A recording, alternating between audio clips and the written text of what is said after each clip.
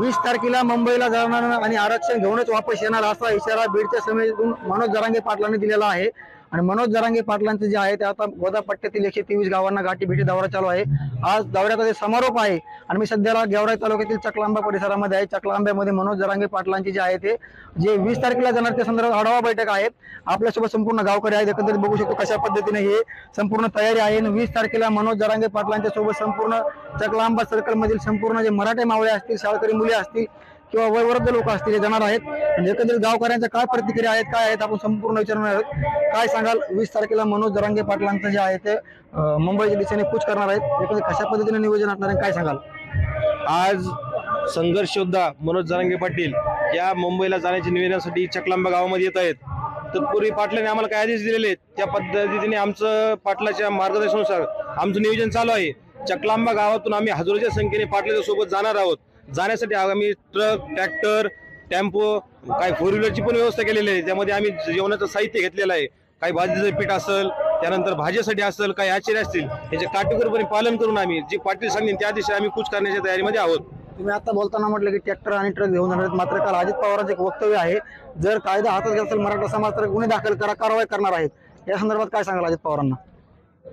पवार साहेबांचं हे वक्तव्य पूर्ण मराठा समाजाला हे पटलेलं नाहीये। त्यांच्याकडून आम्हाला सर्व मराठा समाजाला ही अपेक्षा नव्हती। आजपर्यंत जे कोणी बोलत होते त्यांचं बोलत होतं हेच आहेत का, आज आम्हाला असं लक्षात यायला लागलेलं आहे। ही ज्या गोष्टी घडतात ह्या अशा कायद्याला त्याला मराठा समाज कोणत्याही कायद्यात धाकाला भीक घालणार नाहीये। आम्ही जे लढेंगे जितेंगे हम सब जरांगे, जो होईल तो निर्णय आम्हाला मान्य, आम्ही काही पण केस घ्यायला तयार आहोत। आज प्रश्न आमच्या अस्तित्वाचा आहे। आज आम्ही इतकं शिक्षण घेऊन आमच्या मुलांना मी स्वतः एक भरतीमध्ये उतरलो होतो 2011ला, त्यावेळेस माझं फिजिकल 97 होतं, लिखी 70 होती।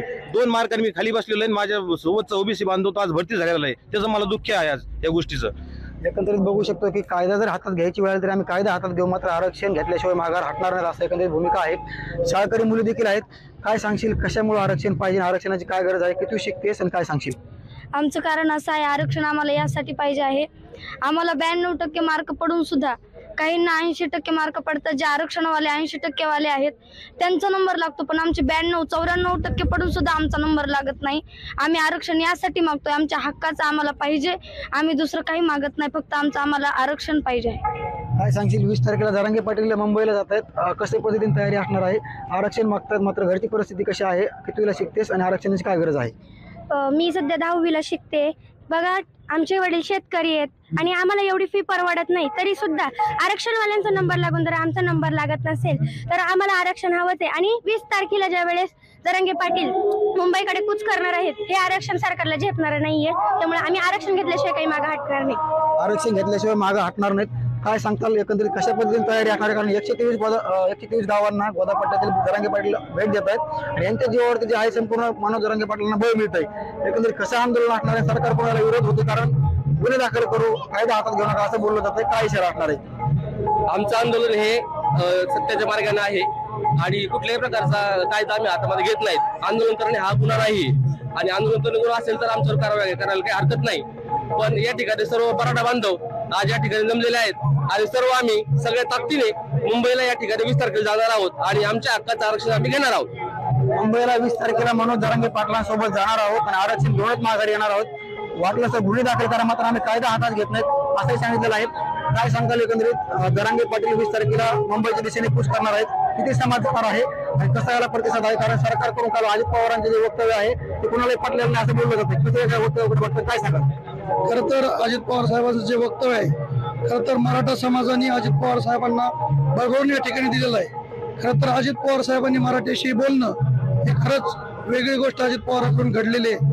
खरं तर कुठेतरी आम्हाला शंका या ठिकाणी निर्माण होऊ लागलेली आहे की छगन भुजबळ साहेब महाराष्ट्रभर जे आतापर्यंत जरांगे पाटलाच्या विरोधामध्ये बोलत होते, कुठेतरी अजित पवार साहेबांच्या मंत्रिमंडळामधले ते एक प्रमुख कॅबिनेट मंत्री आहेत, कुठेतरी व अजित पवार साहेबांनीच त्यांना काही प्रोत्साहन वगैरे दिले काय, अशी शंका आमच्या मनामध्ये या ठिकाणी सकल महाराष्ट्रातील मराठा समाजाच्या मनामध्ये यायला लागली।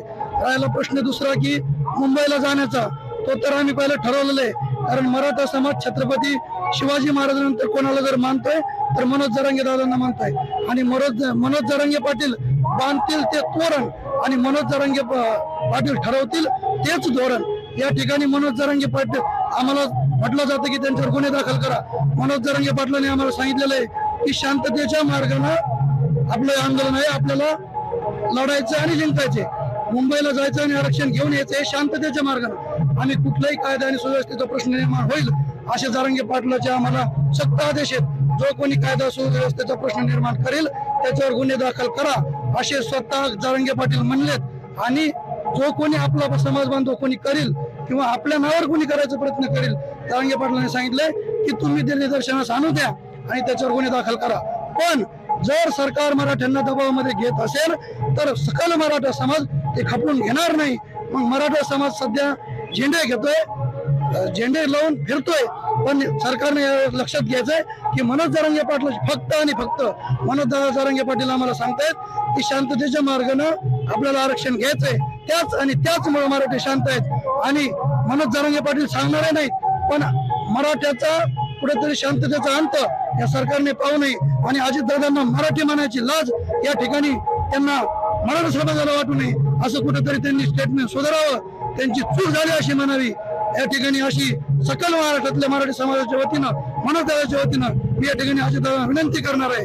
कारण अजितदादाला मराठी समाजानं भरभरून या ठिकाणी दिलेलं आहे. एकंदरीत बघू शकतो मनोज जरांगे पाटील बांधतील ते तोरण आणि धरतील ते धोरण आम्हाला मान्य असेल. या ठिकाणी ओबीसी समाजाचं जे आरक्षण आहे ते आरक्षण आम्हाला पाहिजे आणि कुणबीमधूनच पाहिजे अशी एकंदरीत मागणी आहे. मात्र या ठिकाणी मुस्लिम समाजाकडून देखील पाठिंबा दिला जातोय. आपल्यासोबत मुस्लिम बांधव आहेत. काय सांगाल एकंदरीत मनोज जरांगे पाटील 20 तारखेला मुंबईच्या दिशेने कूच करतात. आज चटवांब्यामध्ये सभा पार पडते. एकंदरीत कशा पद्धतीने पाठिंबा असणार आहे काय सांगाल? काय पाठिंबा तर योग्यच आहे सगळ्याचा. कारण की आरक्षण हे तर योग्यच आहे, त्यांना तर मिळालंच पाहिजे. ही अस्मितेची लढाई आहे त्यांची. 92 वाला पास होऊन बी नोकरी लागत नाही आणि 58 वाला साहेब होतो. त्याच्यामुळे ते आरक्षण योग्य आहे. आणि त्यांना जर आरक्षण भेटलं तर मुस्लिमांना भेटणारच आहे.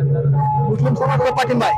हा या पाठिंबा आहे ना. जंगी स्वागत होतं इतकं जरांगे पाटलं, त्यांचं स्वागत मुस्लिमच करतात. आणि सहकार्य आणि जे काय अन्न जे काय दान करायचं ते मुस्लिमांचा चांगलाच पाठिंबा आहे त्यांच्या सगळं. काय सांगाल 20 तारखेला जरांगे पाटील मुंबईच्या दिशेने जात आहे, कशा पद्धतीने तयारी असणार आहे? किती समाजमधून तुमच्या गावात सर्कलमधून? आमच्या सर्कलमधून किमान 1000 पेक्षाही जास्त लोक जातील. आणि मनोज जरांगे पाटलांच्या आदेशाच्या पलीकडे कुणीही न जाता त्यांच्या सूचनांचे पालन करून सगळा या भागातील सर्व मराठा समाज जास्तीत जास्त मनोज पाटलांबरोबर मुंबईकडे जाईल. एकंदरीत बघू शकतोय डोक्यावरती भगवी टोपी, खांद्यावरती भगवा गमछा. मात्र आता आरक्षण घेतल्याशिवाय हटणार नाहीत.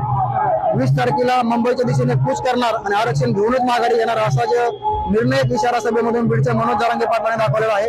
एकंदरीत बघू शकतो किती मोठा समाज आणि जे आंदोलन आहे